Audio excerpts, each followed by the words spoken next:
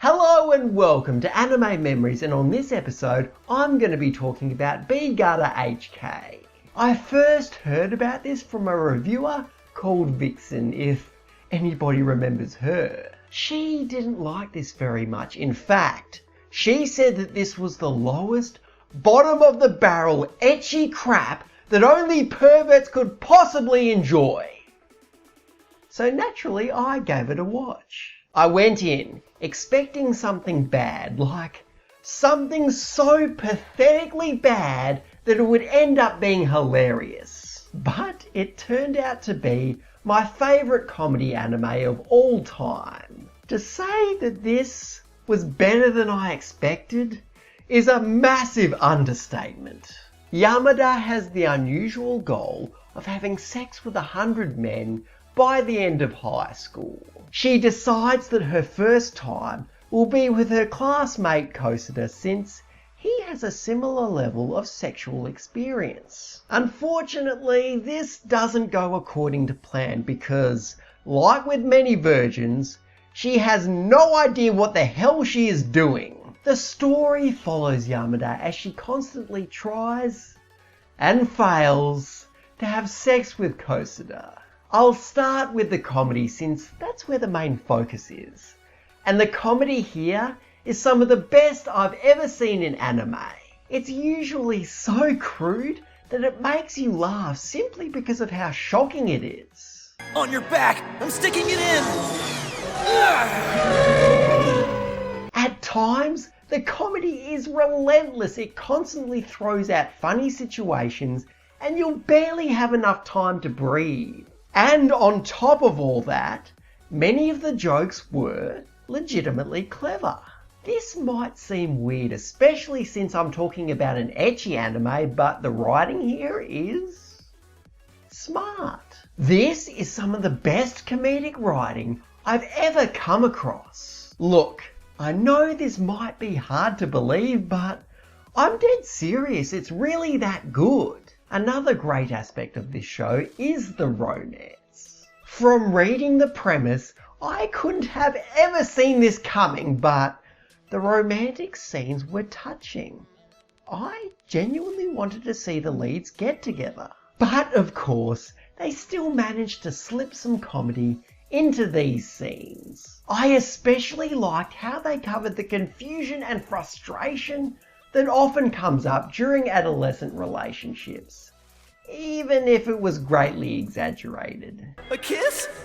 How am I supposed to do that? She looks like she'll kill me if I go anywhere near her. If he doesn't get over here and kiss me soon, I'm gonna kill him. The greatest thing about the romance is that it allows for something that is so damn rare in comedy anime. Progress. Sure, the relationship doesn't make a huge amount of progress, but you know what? I'm just so glad that some progress was made. Because my biggest problem with comedy anime is that they almost never move forward with their plot or characters. A story? Pfft, we don't need a story, come on. What was that? Character development? Oh, get out of here, man. No, seriously, get out of here. You're fucking fired. Guys, look. All we need to do is keep repeating the same jokes over and over and over again, and it will always be funny, right? Right?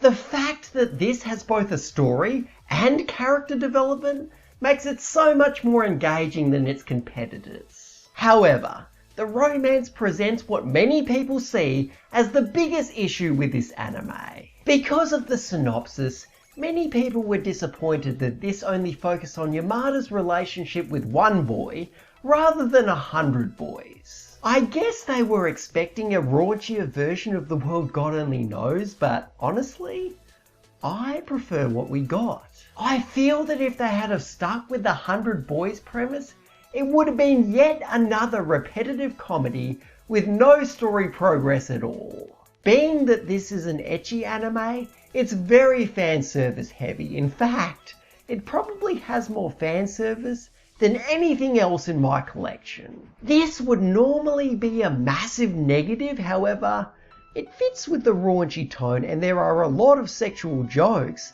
that are enhanced by the fan service, so I thought they used it very well here. Just as a bit of a warning though, if you're watching this and somebody walks into the room at the wrong time, it could get pretty awkward. Moving on to the characters, and the protagonist Yamada is arrogant, selfish and obnoxious. I could see many people despising her because of her rotten personality, however, I found her to be incredibly likeable. I guess that her saving grace for me is the fact that she is a colossal dumbass. She is constantly screwing up, and since she's kinda bitchy, it makes her failures much funnier.